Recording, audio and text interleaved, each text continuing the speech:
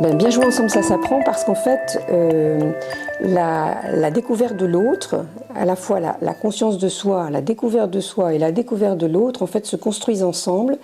Et il faut à peu près 2 ans et demi, 3 ans pour que cette conscience de soi et cette conscience de l'autre se coordonnent. Dans la première année, les bébés ont en fait très peu de capacités expressives. Et ils envoient aussi bien des sourires, par exemple, à des mobiles qui bougent, qu'à d'autres enfants. Petit à petit, on peut dire vers la fin de la première année, ils commencent de faire attention aux autres enfants. Ils ont aussi une motricité qui s'est développée, ils peuvent marcher à 4 pattes, ils peuvent se rejoindre. Et ils commencent de faire attention aux autres enfants. Et les premiers jeux, par exemple, de poursuite entre enfants, ou de coucou, ou de vocalise en écho, par exemple, peuvent être observés.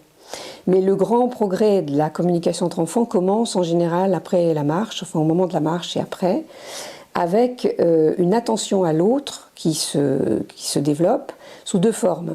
On fait attention à l'autre en particulier par rapport aux objets qu'il a pris, et beaucoup d'enfants commencent d'avoir des conflits alors qu'il n'y en avait pas avant. Il n'y en avait pas avant parce qu'en fait la conscience de soi n'était pas encore assez développée pour qu'un enfant, par exemple, retienne un objet qu'on lui prend. Il le laissait partir. Vers 15 mois, il ne le laisse plus du tout partir. Et donc le conflit va permettre à un enfant de comprendre le lien qu'il y a entre lui-même et son action. Et il signifie en criant qu'il y tient à son action et qu'il veut garder l'objet. Et celui qui voulait lui prendre l'objet a fait également un progrès. Il découvre que l'autre existe et que l'autre a une volonté et qu'il ne veut pas lâcher son objet. Donc les conflits qui sont vécus un peu difficilement par les adultes, en fait, sont un très grand progrès pour la conscience de soi et la conscience de l'autre.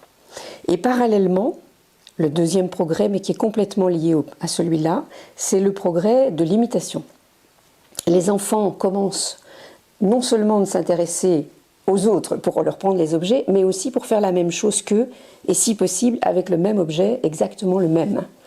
Et donc, dès qu'il y a possibilité de prendre un deuxième vélo, si le premier est sur un vélo, ou une deuxième caisse et de la mettre sur la tête, si le premier a fait ça, ils sont absolument ravis de faire ça, ou de courir ensemble, etc. Ils font ça de la même façon qu'ils prenaient l'objet de l'autre, parce que dans cette période-là, c'est l'identification à l'autre qui est en train de se construire. Et à travers l'identification à l'autre, c'est la découverte des rapports du moi et de l'autre qui se construisent.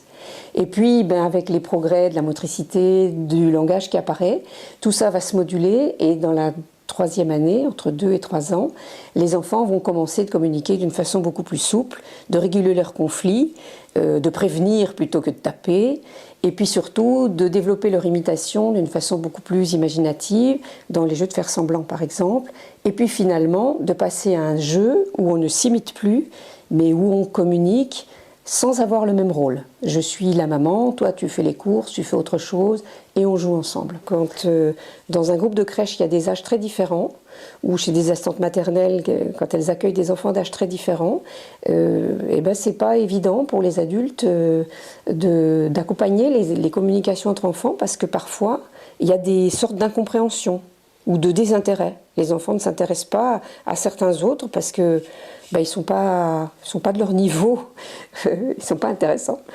Donc tout ce chemin-là, qui est vraiment un chemin qui aboutit à moi je suis moi et toi tu es toi, il prend longtemps.